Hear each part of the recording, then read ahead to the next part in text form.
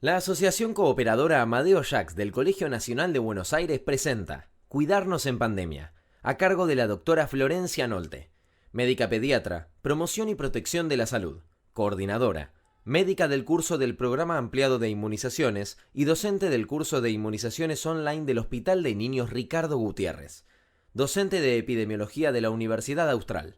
Agradecemos tu participación. Bienvenida, Florencia. Hola, ¿qué tal? Buenas tardes. Mi nombre es Florencia Nolte, soy pediatra y soy mamá de un adolescente que va al secundario. Me pone muy feliz poder hablar con ustedes y transmitirles algunas de las experiencias acerca de esta situación tan fuera de lo común que nos ha tocado atravesar a todos en este momento. Una de las consecuencias de lo que nos está pasando es que hemos tenido que permanecer adentro de casa, encerrados y sin conexiones, por fuera de lo esperado para cualquiera. Nadie se hubiera imaginado que iba a suceder algo así, pero bueno, es lo que sucedió. Estamos en casa, podemos salir menos de lo que querríamos, ahora no estamos en un confinamiento tan estricto, pero sin embargo, estamos distanciados de nuestros amigos, de nuestros profesores y de mucha gente a la cual queremos. Y otra que a lo mejor no tanto, pero que nos gusta contactar. ¿Qué nos pasa cuando no podemos salir? Bueno, cuando no podemos salir suceden una serie de cosas que nos dan estrés, ¿sí? Y ese estrés, ¿qué puede causarnos?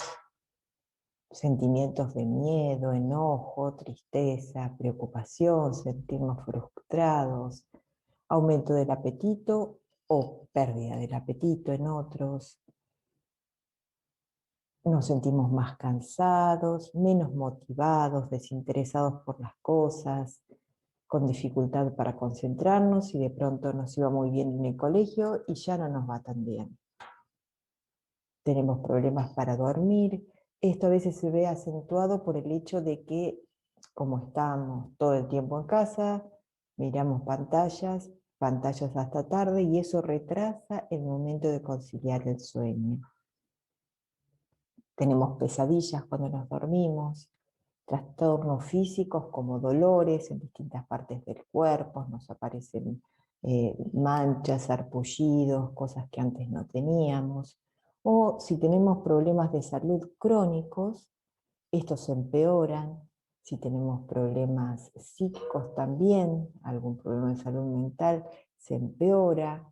Si estamos deprimidos, nos ponemos más deprimidos. Si estamos ansiosos, nos ponemos más ansiosos que lo que ya estábamos. Aumenta el consumo de sustancias que no nos hacen bien, como el tabaco, el alcohol y otras sustancias, ¿no?, que no son lícitas, ¿no? ¿Y qué podemos hacer para evitarlo? Bueno, es importante que tratemos de mantenernos lo mejor posible para enfrentar esta situación y para poder seguir funcionando a pesar de todo esto como una persona bastante normal, porque no es normal para nadie estar viviendo esto, no es normal, no se sientan mal si están mal, es lo lógico, es hasta sano sentirse raro en esta situación, pero tenemos que tratar de darle pelea. ¿Qué podemos hacer entonces? Mantener el contacto con nuestros amigos, ya sea por teléfono, mensajes, videollamadas, lo que fuera. Practicar deportes, eso es muy bueno, ¿sí? Deportes que se puedan hacer en este momento o hacer ejercicio, ya sea adentro de casa o fuera de casa. Intentar hacer otro tipo de actividades que nos gusten, hobbies, el que le gusta pintar que pinte, el que le guste leer, leer, o cualquier otro pasatiempo que a ustedes los haga sentir bien. También es muy importante respetar los horarios, el horario de despertarse, el horario de acostarse, el horario de comer, hacer una vida con cierta rutina, como si estuviésemos teniendo la vida habitual. Aunque no nos levantemos para ir al colegio, como siempre, respetar ese horario, ¿eh? Nos levantamos y hacemos el horario que haríamos de colegio, nos dedicamos al estudio, y después tenemos otros horarios para estar más relajados y distendidos. ¿sí? Y esos momentos tratar de tenerlos planificados dentro de nuestras vidas, ¿sí? Y desde ya evitar el consumo de sustancias que, como les decía, no hacen bien. Porque además de los daños que produce la sustancia en sí, como puede ser el alcohol o demás, estas disminuyen las defensas, deterioran el sistema inmune y nos pone en desventaja ante la agresión del virus. Algo que quiero transmitirles y que me parece que es fundamental es que hablen con alguien de su confianza sobre lo que les está pasando. Si no se sienten bien o si están en un momento en el que necesitan estar con alguien, todo lo que les pasa, todo lo que les parezca extraño, todo lo que les esté sucediendo, háblenlo con mamá o con papá o con ambos, con amigos, con alguien que a ustedes les dé confianza. Y transmitan si hay algo que les preocupa, porque a veces hace falta ir más allá, hace falta alguna consulta profesional, porque todos necesitamos apoyo para atravesar esta situación tan atípica. ¿Por qué estamos pasando por esta situación? ¿Qué pasó en 2020 y 2021? Tuvimos, o estamos cursando, mejor dicho, una pandemia. La pandemia por COVID-19. ¿Y quién es COVID? COVID es una sigla que se forma de la palabra co, que viene de corona, virus, y la D de disease en inglés. Y es causada por el SARS-CoV-2 2019, ¿sí? Que es un virus nuevo, ¿no? O una variante, mejor dicho, nueva de un virus.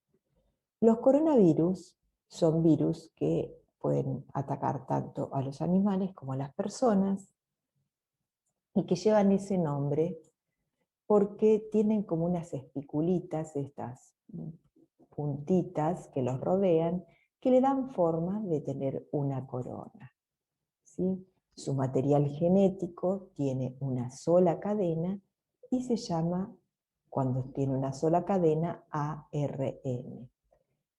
Normalmente existen dos formas de llevar la información genética y esta con una sola cadena es muy lábil y esto hace que mute, que varíe permanentemente y que a veces pueda tener intercambio, esos que afectan a los animales y los que afectan a los seres humanos, y como sucedió en este caso, formar una variante nueva. ¿Y por qué estamos en pandemia? La palabra pandemia, ustedes la conocen, viene del griego pan, que significa todos, y demos, que significa población. Esto lo que quiere decir es que implica a todos potencialmente. Todos los habitantes del mundo podemos enfermarnos por este virus. ¿Por qué? Porque la variante que surgió es nueva y nadie tiene protección contra ella. Nadie se infectó previamente, entonces no tenemos defensas y de hecho toda la humanidad es susceptible, o lo era hasta ahora que empezó a haber vacunas y personas que ya tuvieron la infección. Entonces un virus que nació en China se diseminó por todo el mundo de esta manera. ¿Y qué causa el COVID-19? Bueno, aproximadamente el 85% de los casos son leves. Algunas personas se infectan y no desarrollan síntomas, la mayoría. Otras tienen síntomas de los cuales los más comunes son fiebre, cansancio, tos seca. Ustedes las tienen que haber escuchado porque se mencionan permanentemente por los medios de comunicación y cada vez se van incorporando nuevas manifestaciones que antes no se las tomaba como tales, ¿sí? Puede dar dolores, congestión nasal, dolor de garganta, diarrea, rinitis, que es inflamación en la nariz con secreción. Alrededor del 80% de las personas se recupera sin necesidad de realizar ningún tipo de tratamiento especial. pero algunos pueden cursar cuadros más severos. Aproximadamente un sexto de las personas desarrolla una enfermedad grave con dificultad respiratoria. Tienen que haber escuchado por los medios que se necesita asistencia mecánica en algunos casos, respiradores y personal capacitado para poder asistirlos y atenderlos. ¿Quiénes son los que con mayor frecuencia cursan este tipo de cuadros? Bueno, o las personas muy mayores o personas que tienen comorbilidades. Esto significa que tienen otras enfermedades subyacentes, ya sea diabetes, hipertensión arterial, obesidad, etc. Los chicos y los adolescentes en general presentan un cuadro en forma generalmente los cuadros son leves, pero en forma pero muy rara pueden presentar un cuadro que se llama síndrome inflamatorio multisistémico post-COVID-19. Sí que es una inflamación de los vasos y de todo el organismo, pero ya les digo, se presenta, pero en forma muy infrecuente. Y la mortalidad de este virus es del 2%.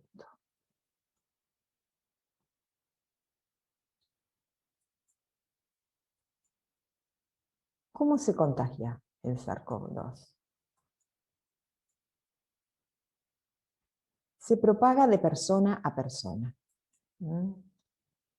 Lo hace en una forma bastante eficiente, un R0. R0 significa el número de personas que son contagiadas por un infectado. Un infectado contagia aproximadamente a 6 personas susceptibles. Esto es mayor que en la gripe, que tiene un R0 de 1.4 a 2.8. Y es menor que el sarampión, que es una enfermedad que tiene un R0 de 12 a 18, o sea, que es mucho más contagiosa. No obstante, casi 6 no es un número bajito, ¿sí? ¿Cuándo es mayor el riesgo? Cuando el contacto es directo y cercano, a menos de 1.5 metros y por supuesto sin medidas de protección como las que estamos usando habitualmente. ¿Cómo se contagia? A través de las microgotitas, que nosotros llamamos gotitas de flush, que son despedidas cuando la gente habla. También se puede hacer a través de aerosoles. ¿Qué son los aerosoles? Son las partículas más chiquititas de esas gotitas, ¿sí? Menores a un micrón, se secan en el ambiente y quedan flotando durante largos periodos. Esto hace que una persona infectada esté en una habitación y cuando sale persistan esas microgotitas aerosolizadas y entra otra persona y se pueda contagiar aunque el infectado ya no se encuentre allí. ¿Cuándo se generan con más frecuencia estas gotitas? Al cantar o al hacer ejercicio, cuando uno exhala con intensidad. También se puede contagiar el virus por el contacto con superficies contaminadas, por eso se desinfecta todo y decimos no toquen los picaportes o lávense las manos después de tocar llaves, picaportes, agarrarse de las barandas de los medios de transporte, etc. Pero esta forma no es la más común si uno no se lleva después a una mucosa como puede ser la de la boca o la de los ojos, las manos contaminadas.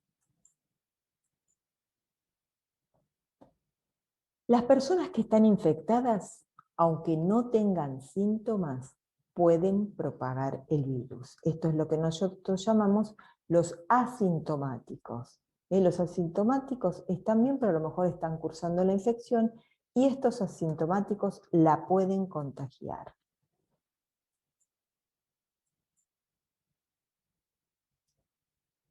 Pero existen formas para tratar de disminuir a lo mayor posible la posibilidad de infectarse. ¿Cómo podemos cuidarnos entonces? Cuando se implementan estrategias para tratar de disminuir el riesgo, este disminuye, ¿sí? Incluso en los colegios, cuando se toman todas las medidas que se ha seleccionado para tratar de evitarlo, la transmisión puede ser menor que la que tenemos en la población general. Cuando en ambientes cuidados, como puede ser el colegio, como pueden ser lugares en donde estrictamente se deben cumplir esas reglas, la transmisión baja mucho. Actualmente, además, para tratar de evitar contagiarnos, existen las vacunas, que las vacunas generan anticuerpos y es una protección muchísimo más efectiva que las otras medidas. Pero ¿qué pasa con las vacunas? Las vacunas no todas pueden ser usadas en los adolescentes, recién hay algunas que se están empezando, una ya está aprobada y otras que se están empezando a probar en adolescentes. Sí, pero son un recurso que es escaso. Especialmente en nuestro país las vacunas son escasas y se trata de administrar de la mejor manera posible, priorizando a las poblaciones más vulnerables. ¿Quiénes son los que están más expuestos? Bueno, los trabajadores de la salud, porque están atendiendo a pacientes que pueden estar eliminando virus o contagiando todo el tiempo. Entonces tenemos que protegerlos, porque además necesitamos que el personal de salud esté en condiciones de seguir atendiendo a los enfermos, ¿sí? Y después se trata de priorizar a aquellas personas que, como dijimos antes, son las más vulnerables, las que van a tener cuadros con mayor número de complicaciones, que son todos los que tienen enfermedades subyacentes o los ancianos. Y después desde ahí se va descendiendo a distintas categorías para vacunar. Pero los primeros que se vacunaron fue el personal de salud y ahora se está vacunando a las poblaciones de riesgo. Pero además de la vacunación, mientras tanto, hasta que todo el mundo esté vacunado, hay que implementar otras estrategias para tratar de protegernos. Y se definieron como las más importantes a 5 de estas estrategias. Una es el uso obligatorio universal del barbijo, obviamente en forma correcta. Otra es el distanciamiento físico, el lavado de manos y protocolo de higiene respiratoria, la limpieza y mantenimiento de establecimientos saludables y el rastreo de contactos combinado con el aislamiento y la cuarentena. Vamos a empezar por el uso correcto del barbijo. ¿Por qué tenemos que usar barbijo? Bueno, tenemos que usar barbijo porque los barbijos reducen la emisión de microgotas y a su vez reducen el ingreso de las microgotas que otro puede haber emitido. Está demostrado que su uso disminuye las probabilidades de contagio. ¿Y qué tipo de barbijo tengo que usar? Tiene que tener por lo menos 2 capas de tela lavable y respirable. ¿Sí? Ya les digo, un vinílico que parezca de cuero puede ser muy lindo, pero no es adecuado. Uno tejido al crochet lleno de agujeritos es lindísimo, o de encaje, pero no es adecuado. Tiene que ser una doble capa de una buena tela. Tiene que cubrir completamente la nariz y la boca, ajustarse a los lados de la cara para que no queden huecos, y tener una varilla nasal para impedir que se filtre el aire contaminado por arriba. No tenemos que elegir qué tipo de barbijos, como ya les decía antes, unos de hechos de vinílico, que tengan válvulas de exhalación. Uno se cree que porque tienen esa válvula está mucho mejor protegido y no, todo lo contrario, porque esas válvulas no filtran virus. Los virus son partículas extremadamente pequeñitas que pasan a través de los orificios con mucha facilidad. Y tampoco debemos usar los que están destinados prioritariamente al personal de la salud, los N95. ¿Mm?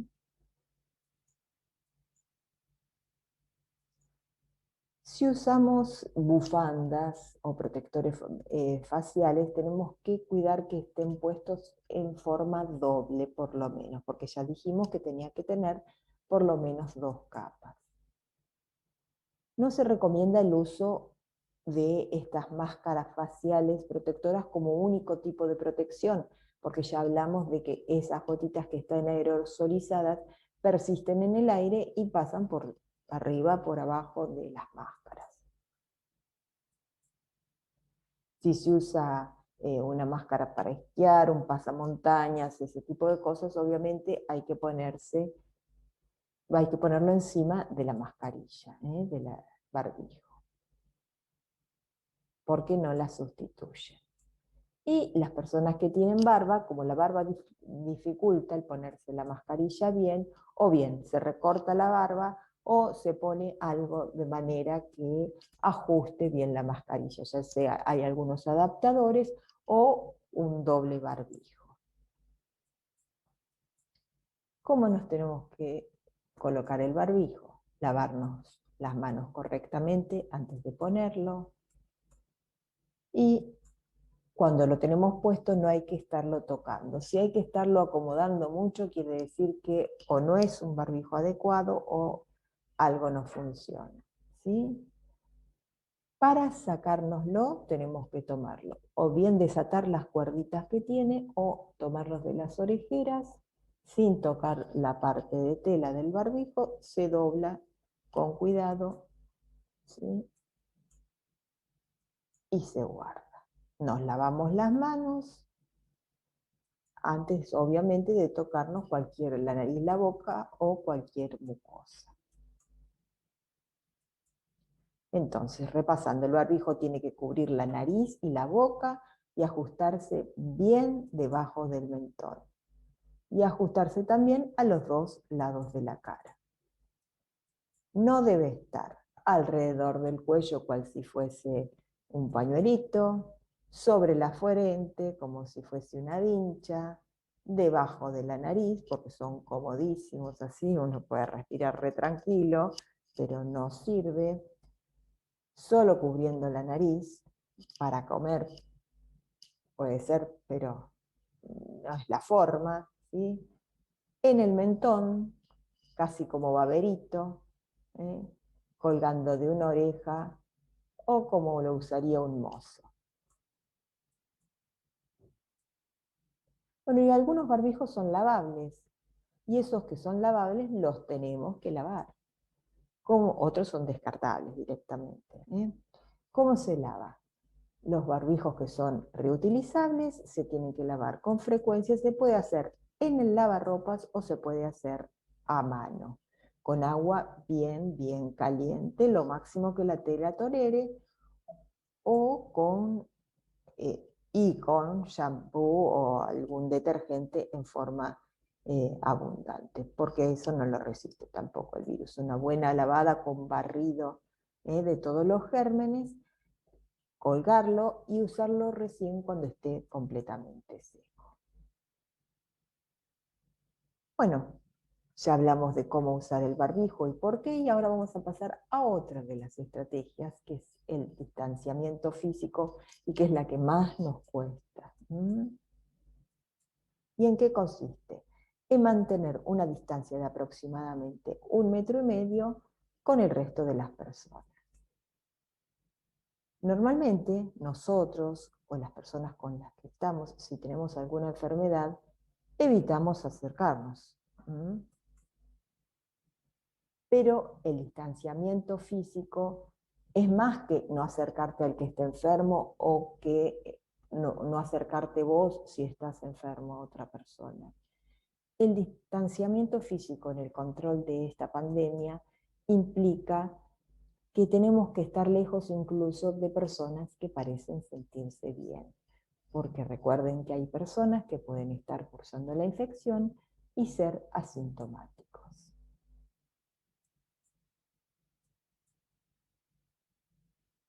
¿Y de qué manera ayuda?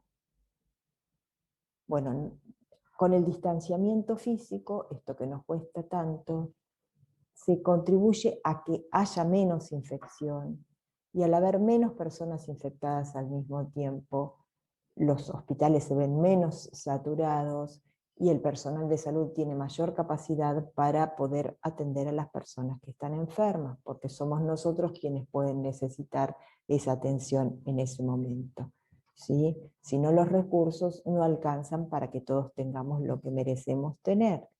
Y esta es la pequeña contribución que podemos hacer nosotros para evitar que el virus se propague. ¿Pueden salir de casa? Y en los horarios en los que está permitido se puede salir de casa, ¿sí? Ahora las restricciones van cambiando de acuerdo a las distintas normativas y esto puede llegar a cambiar, pero bueno, fuera de esos horarios en los que se decida que no se puede salir tomando todos los cuidados. ¿Está? Se puede hacer ejercicio físico, manteniendo la distancia, se puede andar en bici, se puede correr, siempre usando mascarilla, ¿eh? Y conservando la distancia de 1,5 metros. Y recordar algo que es muy importante, no compartir el mate, que a los argentinos nos gusta un montón, ni bebidas ni alimentos con nadie.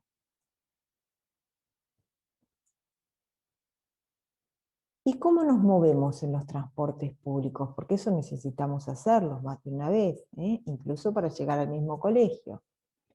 Bueno, hay que tratar de viajar en los horarios en que no va tanta gente. Usar barbijo durante todo el viaje, mantener una distancia de 1,5 metros durante toda la espera y todo el viaje. Fijarse que las ventanillas estén abiertas siempre, aunque haga frío o haga calor. No comer durante el viaje, porque además el comer implica sacarse el barbijo en un medio en el que hay mucha gente concentrada. Si tenemos que caminar por dentro del vehículo que nos transporta, hacerlo desde adelante hacia atrás, para no estar yendo y viniendo en el medio de transporte. Cuando bajamos del transporte, higienizarnos las manos con alcohol, y cuando llegamos a destino, lavárnosla bien con agua y jabón.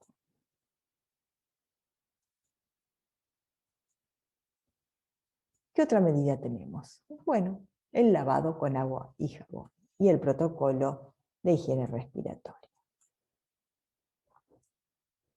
¿Cuándo hay que lavarse las manos? El lavado de manos es una conducta que tiene que quedar incorporada en nuestras vidas más allá de la pandemia, porque evita un montón de infecciones que son transmisibles, ¿sí? A través de la contaminación de las manos, las infecciones viajan con mucha facilidad de una persona a otra, de un elemento contaminado a una persona, entonces, y desde elementos contaminados a nosotros mismos. Tenemos que aprender a lavarnos las manos y tenemos que aprender que nos tenemos que lavar con frecuencia las manos. Antes de salir de casa y al llegar al colegio o viceversa, antes y después de los recreos, antes y después de comer, antes y después de ir al baño, después de tocar superficies como pueden ser las manijas de las puertas, las manijas de las canillas, los pasamanos de las escaleras, los botones del ascensor, interruptores de luz, etcétera, que son muy tocados por todo el mundo. Después de manipular dinero, llaves, después de toser o estornudar, o limpiarse la nariz. El lavado de manos tiene que durar entre 40 y 60 segundos. Hay personas que cantan alguna canción que dure ese tiempo para recordarlo, ¿sí? Y si no se dispone de agua y jabón, se pueden higienizar con alcohol al 70% o con alcohol en gel. Esto se puede intercalar, ¿sí? Hacer 2 o 3 veces con alcohol en gel y después hacer un buen lavado con agua y jabón.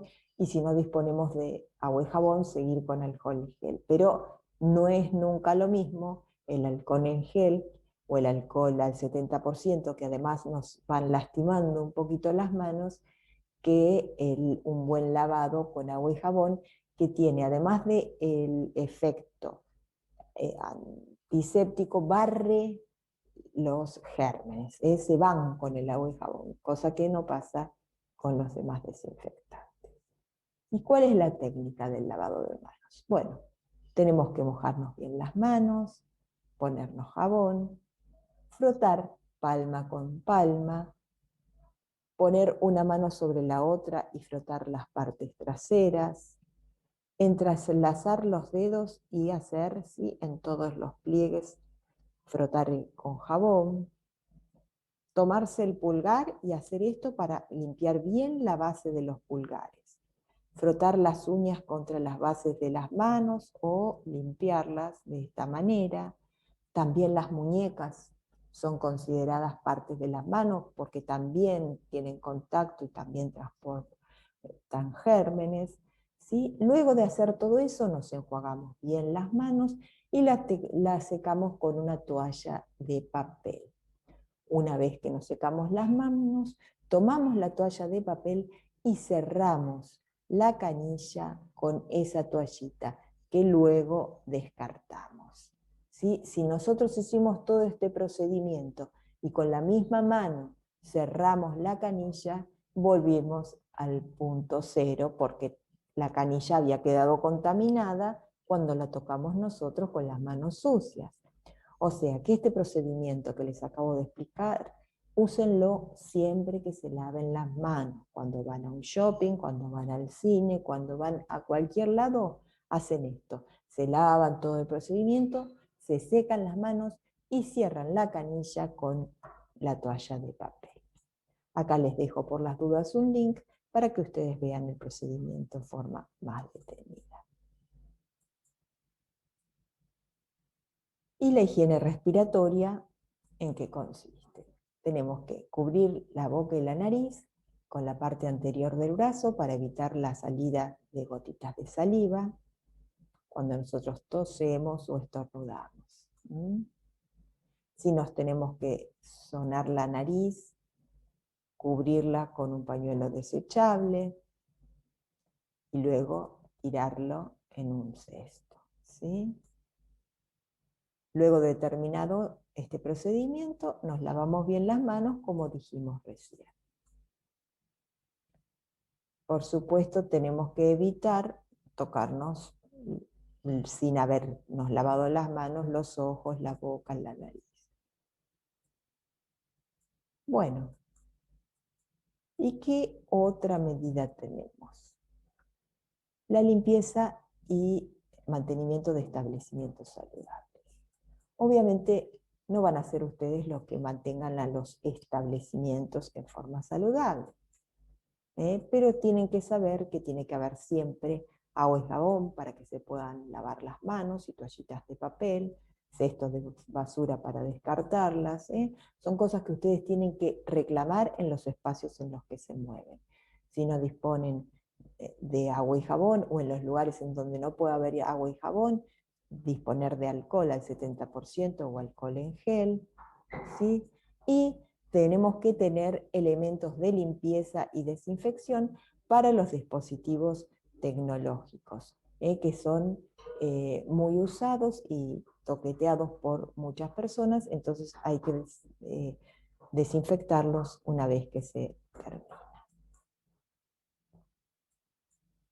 Otra medida para que esté el establecimiento limpio y saludable es que esté bien ventilado. Fíjense que en los lugares que no están bien ventilados se concentran, ¿sí?, todas estas partículas y los gérmenes. Para que esto no suceda, las puertas tienen que estar bien abiertas. Esto, por un lado, hace que el aire circule y además evita que nosotros estemos tocando las manijas, los herrajes, etc. ¿Cuánto tiempo tienen que estar abiertos? Mínimo 5 minutos cada hora. Y tiene que existir lo que se llama ventilación cruzada, que esto implica que está abierta la puerta de un lado y una ventana en el lado opuesto, de manera que permita que el aire circule. Hay lugares que miden la concentración de dióxido de carbono y en estos lugares se espera que haya menos de 700 partes por millón. Bueno, y por último, ¿qué otra medida más tenemos para tratar de evitar? ¿Cuál es la quinta medida seleccionada?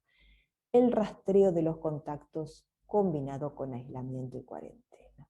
Obviamente, acá yo se los describo, no es para que ustedes los conozcan a todos, ¿sí? Simplemente para que sepan de qué se trata y cuándo tienen que pedir una consulta, pedir asistencia, ¿sí? Si ustedes tienen síntomas compatibles con COVID o están en aislamiento debido a que les diagnosticaron COVID o fueron contacto de alguien a quien le diagnosticaron COVID o es sospechoso de COVID, no tienen que asistir al colegio. ¿Y a quienes se considera casos sospechosos de COVID? Hay distintos criterios, me voy a detener más en el criterio 1 porque es el que los puede afectar a ustedes, que es toda persona de cualquier edad que presente 2 o más de los siguientes síntomas: fiebre de 37 grados o más, odinofagia, dificultad respiratoria. Odinofagia es dolor de garganta, dificultad respiratoria, dolor de cabeza, dolores musculares, diarrea o vómitos, que estos dos en conjunto se consideran un solo síntoma. Otro síntoma que no tengo escrito acá, pero que fue recientemente incorporado, es la rinitis, ¿sí? Sin otra causa en los últimos 14 días. Presentan fiebre y algunos de estos son un caso sospechoso de COVID.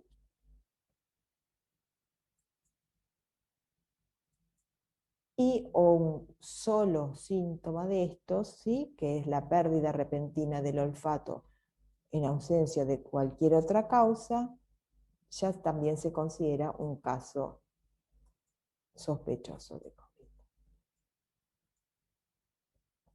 Bueno, el segundo criterio son las personas que son trabajadoras de la salud, que residen o trabajan en instituciones cerradas, ¿sí?, como son los asilos, etcétera. Si son personal esencial, porque están en contacto permanente con mucha gente, que residen en barrios populares o pueblos originales, ¿sí? Si tienen contacto estrecho con un caso dentro de los 14 días posteriores al contacto y presentan solamente uno de los siguientes síntomas, ya se consideran casos sospechosos. No necesitan presentar fiebre más un síntoma, sino que con uno solo cualquiera de ellos ya es caso sospechoso. ¿Y a quienes se considera casos confirmados de COVID-19? A todo caso sospechoso con resultado detectable, ¿sí?, por la PCR, alguna técnica de biología molecular, o por otro tipo de técnicas para detección, que son pruebas no moleculares, que detectan al virus por pruebas no moleculares.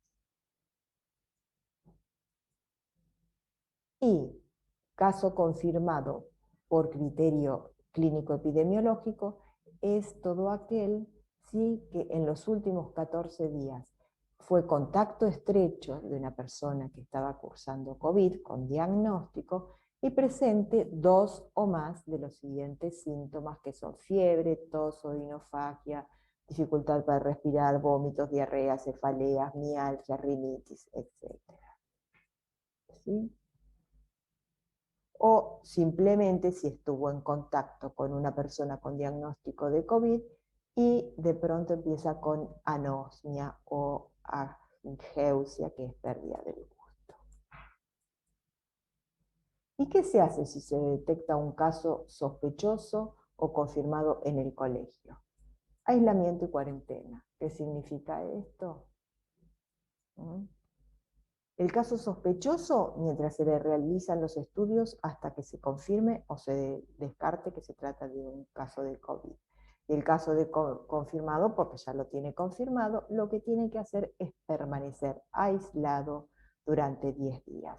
Aislado significa que no puede concurrir ni al colegio, ni hacer trámites, no puede salir de casa durante 10 días, e incluso dentro de casa tiene que estar aislado en su propia habitación, etc.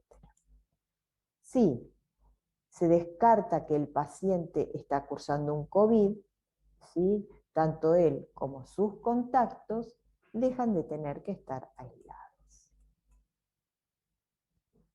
¿Y qué se hace con los contactos de un caso sospechoso? Hay que identificarlos. ¿Y quién es un contacto estrecho? Un contacto es aquella persona que haya estado a una distancia menor a 1,5 metros de un caso sospechoso o confirmado y que no haya usado las medidas de protección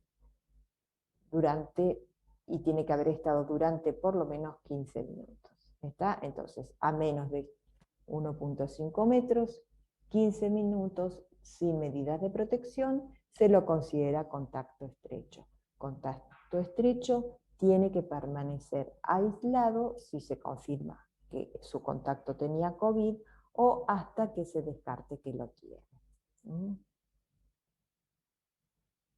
Para que sea considerado caso sospechoso, tiene que haber estado tanto el día en el que se le diagnostica como desde 48 horas antes. ¿Sí? Yo estoy con una amiga el día viernes y el domingo le diagnostican COVID, como pasaron recién 48 horas, ¿sí?